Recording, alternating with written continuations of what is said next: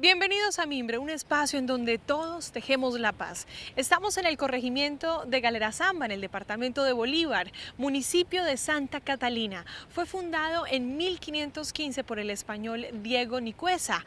Se dice que de esta región es originaria la India Catalina, hija del cacique Galeras, quien gobernaba una sociedad indígena que se dedicaba a la extracción de la sal, producto abundante en la zona y fuente de sustento hasta hoy.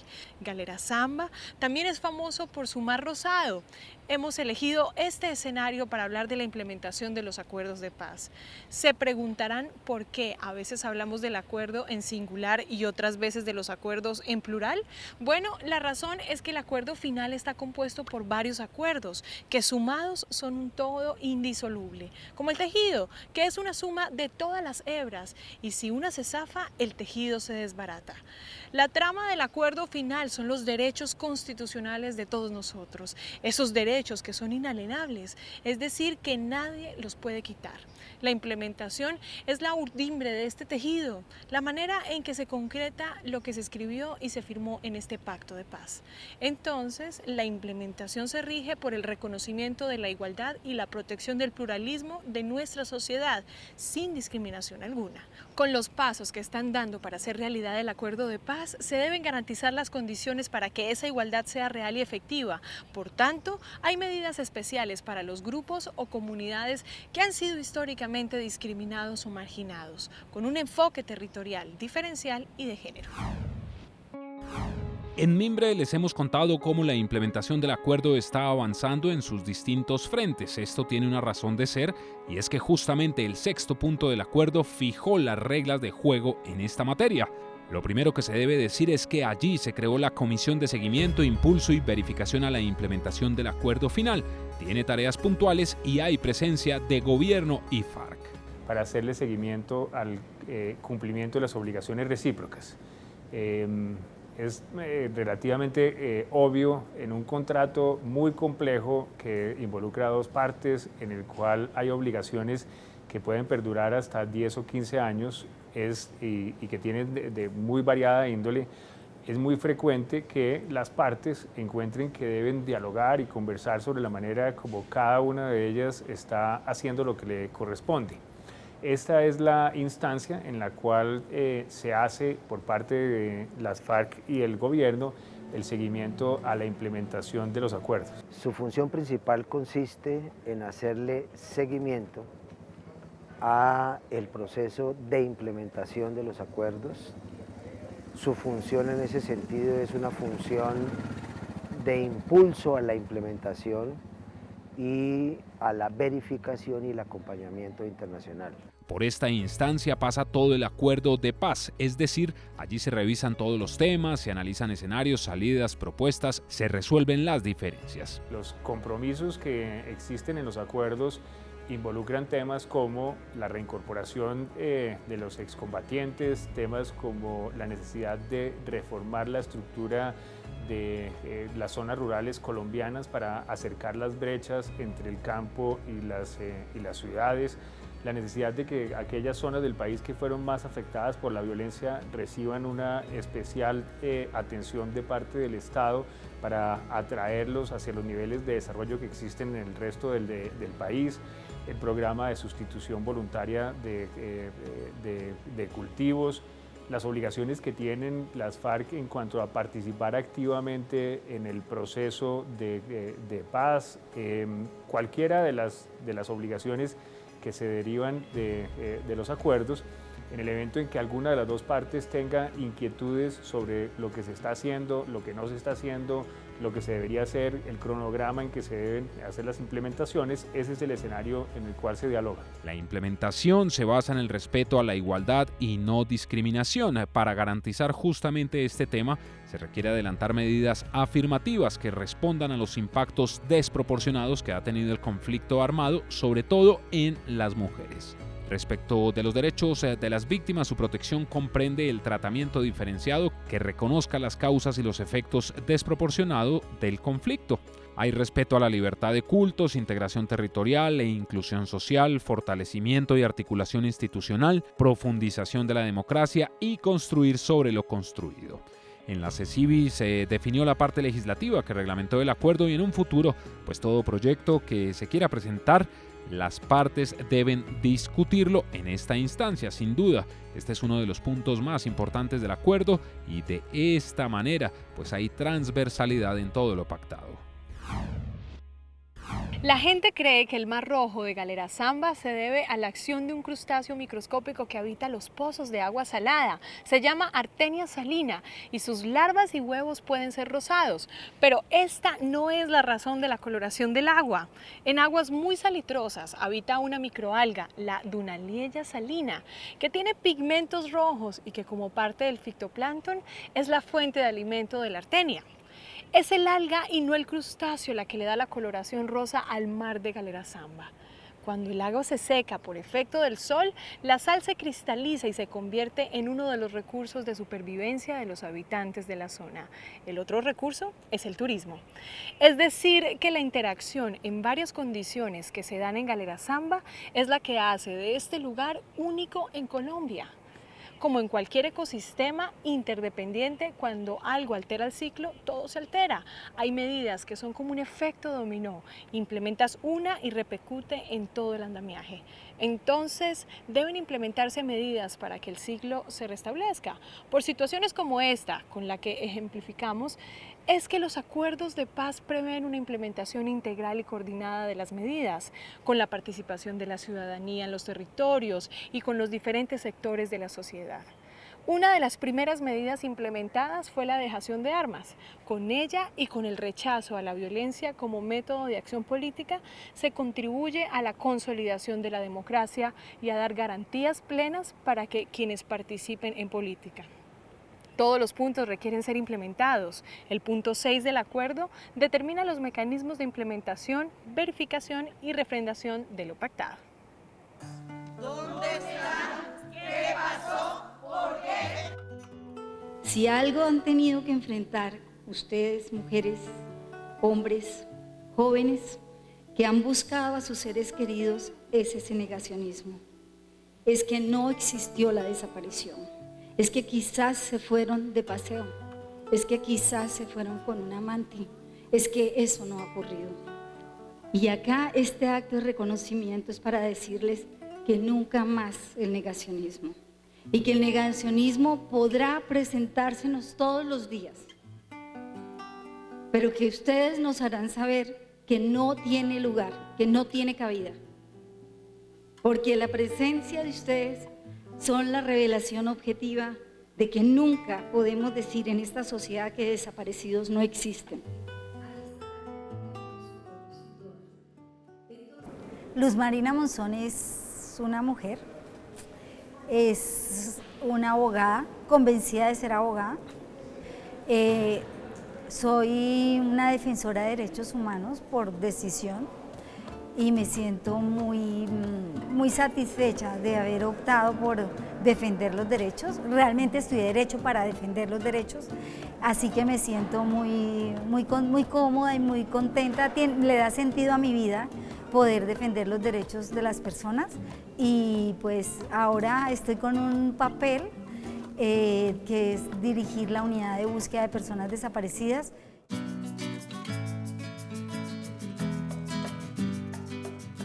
La razón es la motivación de las mujeres y las víctimas, poder comprender ese dolor, esa dignidad y esa insistencia en lo que querían que se les reconociera, me inspiró mucho y yo no sé, me comprometió para toda la vida. Siento que estoy comprometida para toda la vida y me siento que esa inspiración inicial me ha hecho más consciente de que en este país no tenemos la posibilidad de no comprometernos con este país.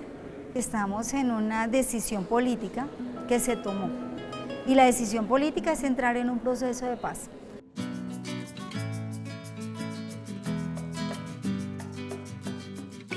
Es fundamental por algo que dice el acuerdo y es que tú no puedes proponerte la construcción de paz si no incorporas la satisfacción de los derechos de las víctimas. Y él la incorpora, y ese es el punto 5 del acuerdo. Entonces el punto 5 del acuerdo es víctimas. Entonces 1 significa reconozco que hay víctimas, 2 reconozco que tienen unos derechos y reconozco que deben ser satisfechos los derechos. Entonces eso es la base del sistema integral. ¿Cómo las 3 entidades con su componente y su enfoque construyen un camino de reparación y satisfacción de derechos? No es que la unidad los vaya a satisfacer todos, no es que la JEP lo vaya a satisfacer todo, no es que la Comisión de la Verdad, la idea es que los 3 con lo que hacemos en la integralidad y la complementariedad podamos realmente contribuir a esa satisfacción. Por eso es importante para la paz.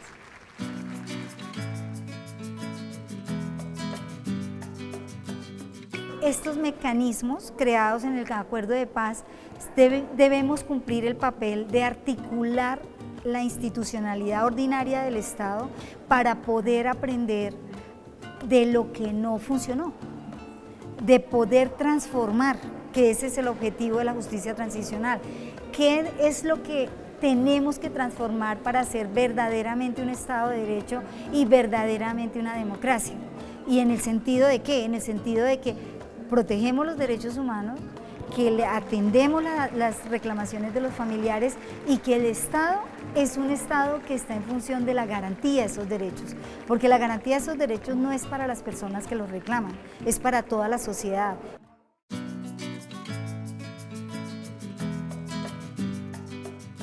Cuando a la unidad le dicen que es humanitaria, a la unidad le están dando la oportunidad de hacer un proceso reparador con las víctimas, un proceso de dignificación que pase, ¿por qué? Por algo que los familiares valoran y que pareciera no ser importante, pero que tiene un valor inmenso, que es ser escuchados. Comprometerte con lo que está interrogándose el familiar y diciéndole, vamos a hacer un plan de trabajo para buscar a tu ser querido. No, la unidad que sabe cómo es, lo va a hacer y luego te va a contar. No, todo nuestro marco de acción tiene que ser dignificante.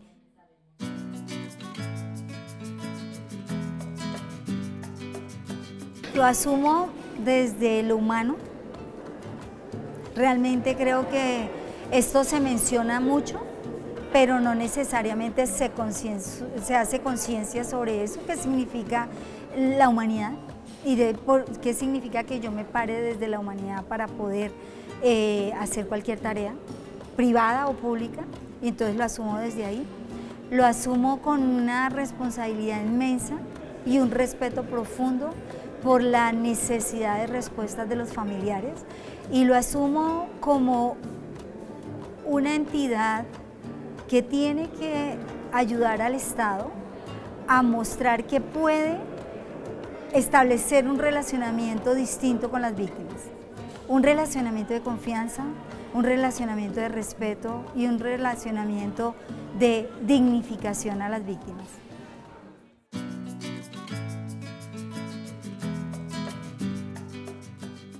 La verdad es que son una mezcla de sentimientos, porque por un lado pues es una emocionalidad dura, muy dura,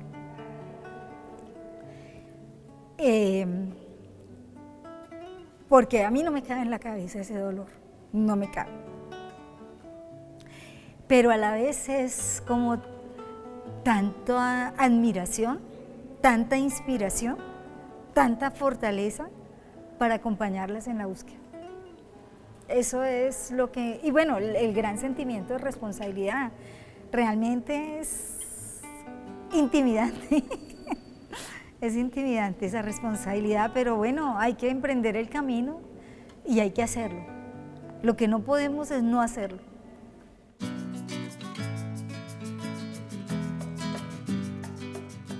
Hay un profundo desconocimiento de la desaparición. O sea, hay un profundo desconocimiento. ¿Por qué? Porque ¿cómo empatizas tú con algo? Cuando tú lo puedes imaginar, cuando tú lo puedes ver.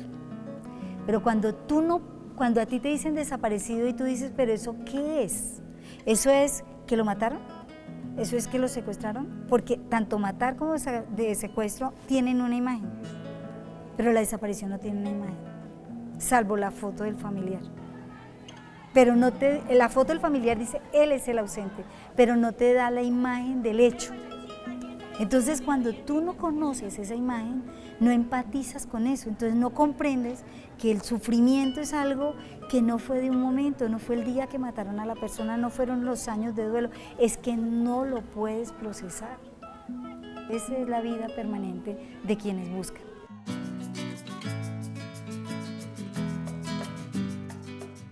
Cuando yo escucho a la señora de Puerto Asís, o a la del Meta, o a la del Norte de Santander, escucho lo mismo.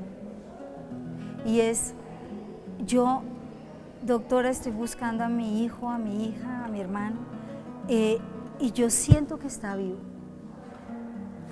Eso a mí me golpea bastante porque sé, eso me traduce a mí que es algo vivo y urgente para ese familiar.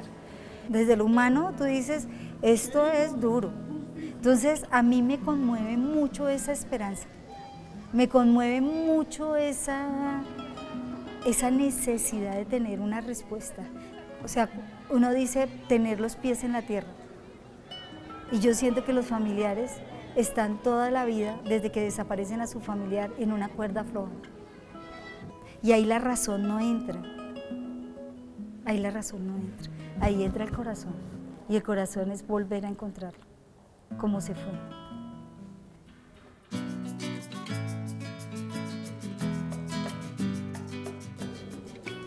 Trabajo en temas de comunicación no violenta, o sea, ¿cómo nos comunicamos? Y cuando la rabia, la frustración, la tristeza te hace que te comuniques con el otro de una manera que no es muy sana, no es muy humana, y entonces tú estás rodeada de mucho dolor.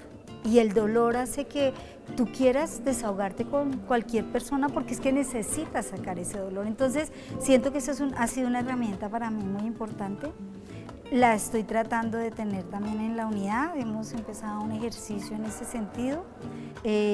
Trabajo con las víctimas, estoy muy cerca de ellas, porque no todo es dolor con las víctimas. Porque esa dignidad y esa fuerza realmente a mí me alimentan mucho, mucho, mucho. Tenemos experiencias distintas y tenemos que aprender a escucharnos todos. Debemos hacerlo porque tenemos que construir la paz de este país, la tenemos que hacer. Este país se merece vivir en otras condiciones.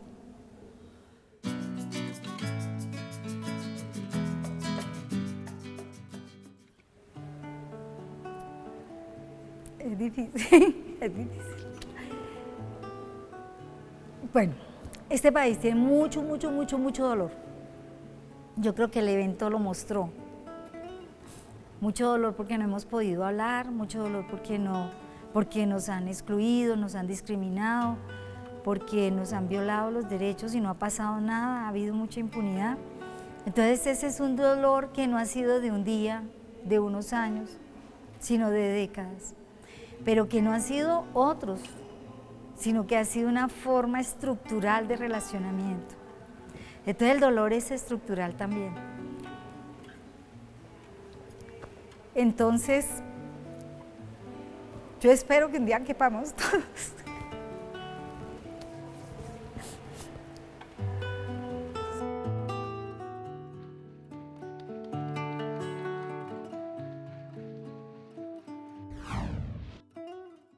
Existen otros organismos curiosos que también son responsables del color rosa de las salinas. Las arqueobacterias se consideran que son uno de los organismos más antiguos del planeta.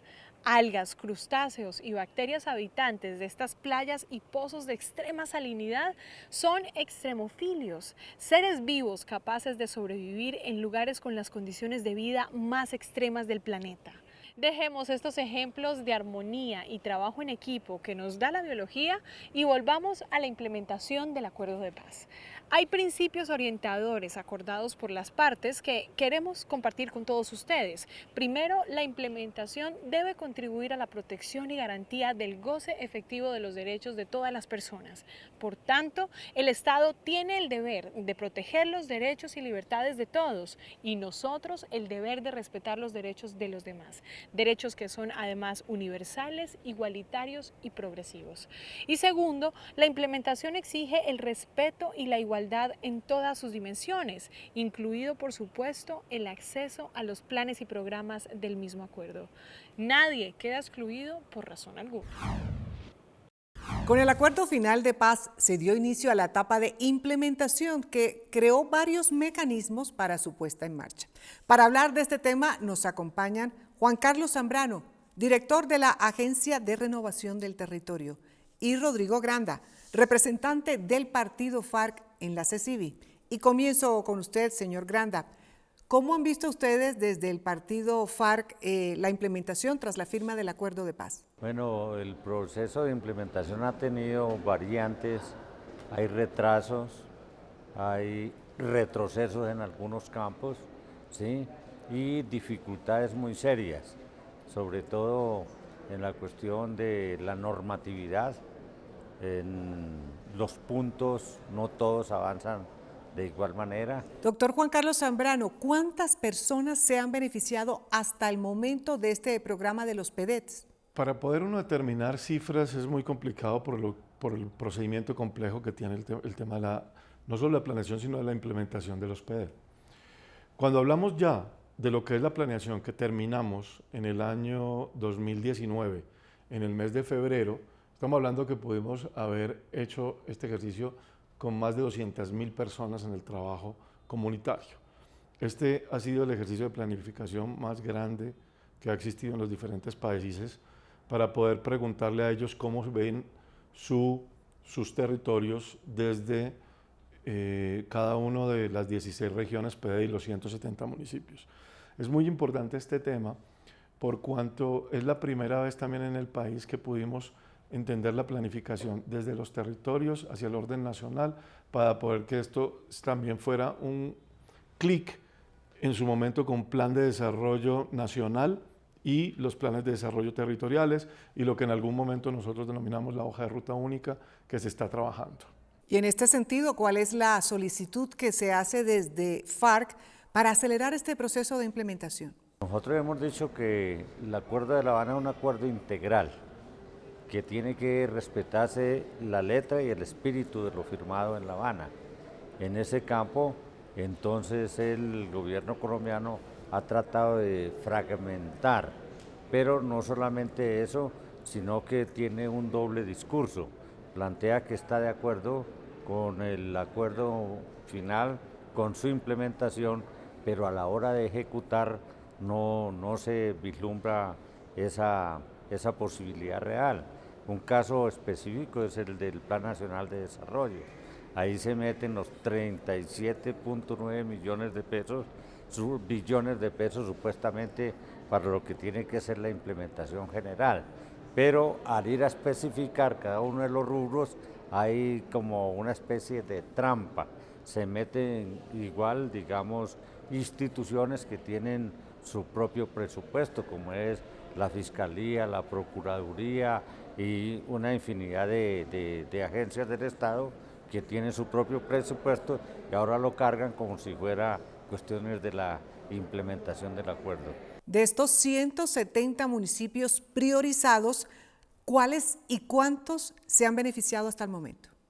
Digamos que uno puede decir que a todos ya hemos llegado, pero también es una respuesta compleja. La Agencia de Renovación de Territorio, en sus temas puntuales, está trabajando alrededor de los 170 municipios, pero de la planificación quedaron lo referente a unas iniciativas de gestión y unas iniciativas de proyectos. Iniciativas de gestión estamos trabajando ya en los 170 municipios. Las iniciativas de proyectos dependen de las estructuraciones y aquellos recursos con que cuenta la ART. No obstante, las iniciativas de gestión también tienen que realizarse con los diferentes sectores, llámese el sector vivienda, el sector agua potable, el sector energía, vías. Esto es una construcción que tiene que quedar muy claro y así fue establecida para los próximos 10 o 15 años. Como agencia, puntualmente en la agencia, nosotros hemos trabajado las obras PEDET directamente con las comunidades, trabajando en las identificaciones con las comunidades y realizando proyectos ya Estamos hablando de 700 proyectos finalizados. En este gobierno ya estamos en 470 finalizados, trabajando en 70 municipios. Pero como menciono, esto es el tema del área de la Agencia de Renovación de Territorio. Pero en el tema de gestión ya estamos en los 170 municipios trabajando. Pero para ustedes, ¿en qué se ha avanzado? Pues se ha avanzado algo en la cuestión de las garantías de seguridad en cuanto a el funcionamiento de la subdirección o la mesa técnica. Se venía avanzando, pero ahora se encuentra que para este año y para el entrante el presupuesto lo han rebajado y le están poniendo trabas para poderlo entregar y ejecutar. Por el otro lado, digamos, se había dicho que se necesitaban los 1.200, digamos, personal de vigilancia, de seguridad. Esto no se ha llegado todavía a su tope. Lo peor es que están en un periodo, digamos, de reingeniería que prácticamente jalona todo hacia atrás, permitiendo que USAID se meta ahora a responder, digamos, por la cuestión de las medidas de seguridad que tiene que ver, sobre todo con la gente de la antigua guerrilla de las FARC-EP. Eso es como poner a Zamuro a cuidar carne. ¿Cómo va a creer que una organización que siempre se ha manifestado en contra, digamos, de antiguos guerrilleros, que es manejada por el gobierno de los Estados Unidos y que tiene intereses muy concretos en Colombia, puede, digamos, entrar a ser parte en estas condiciones? ¿Y en qué otro tema se ha avanzado? Se ha avanzado un poco, digamos, en la cuestión de víctimas, aunque usted ve que en ese campo, que era la cuestión de la centralidad del acuerdo, ¿sí?, las 16 curules especiales no se ha implementado con ellos, no se ha tenido en cuenta, entonces hay un lenguaje supremamente, digamos, demagógico por parte del gobierno colombiano. En algunas partes, digamos, en el caso nuestro, por ejemplo, en la dejación de las armas, eso fue un hecho contundente. En la transformación nuestra en partido político, también tenemos las curules en el Senado de la República, ¿sí? En el campo, digamos, de la reforma política, eso se estancó, no queda sino el estatuto de seguridad, el estatuto de la oposición, en el cual realmente, digamos, hubo un logro. Hay intangibles que no dependen tanto de la voluntad del gobierno, sino de la misma posición del acuerdo, en cuanto a que a pesar de los asesinatos se siente cierta seguridad en una gran mayoría de municipios y en el campo. La gente ve que sí es posible la paz, que se puede arraigar, pero a la vez contemplamos con mucha preocupación el problema de la estigmatización, el problema del resurgimiento del paramilitarismo en Colombia, sin que desde el Estado se tomen las medidas que están contempladas dentro del Acuerdo de La Habana y se trate de meter digamos, cuestiones paralelas que no estaban contempladas en el Acuerdo de La Habana. En el tema de la sustitución de los cultivos de uso ilícito, doctor Zambrano, según algunos expertos, esto no funciona si no se han implementado los PEDETs. ¿Qué se está haciendo para articular este trabajo? Tenemos que entender que el tema de los PEDETs es una planificación de territorio. Entonces se tiene que entender todo como el territorio. Los temas de sustitución de cultivos deben entenderse también dentro del marco del territorio. Para el caso de la agencia, lo que se está trabajando fuertemente es el cruce entre lo que es el plan PEDET y los PISDAS, que en algún momento son aquellas determinaciones en los planes que definieron comunidades que en ese momento estaban establecidas como para sustitución de cultivos, y tienen que ser los puntos claves, sobre todo en obras puntuales de infraestructura o en temas generales también de gestión. ¿Qué fue lo que hizo la agencia en su momento con el programa de sustitución? Determinar que ese ejercicio quedara inmerso dentro de los planes. Y reitero, los planes son de desarrollo territorial y así se debe entender. Otro es el programa de obras por impuestos. ¿Cuál ha sido el avance en esta materia? Mucho. El gobierno nacional ha hecho esfuerzos grandes en esto. Estamos hablando de que en aprobaciones de proyectos del año 2018 y 2019 estamos hablando de 468 mil millones aproximadamente, es decir, casi medio billón de pesos para estas zonas, tanto PEDET como SOMAC. Sobre todo ahora vienen las priorizaciones de PEDET y es muy importante saber que allí hay una fuente de recursos para las diferentes regiones y los diferentes municipios que en este momento se han trabajado fuertemente con ellos. Agradecemos al doctor Juan Carlos Zambrano, director de la Agencia de Renovación del Territorio, y a Rodrigo Granda, representante del partido FARC en la CECIBI.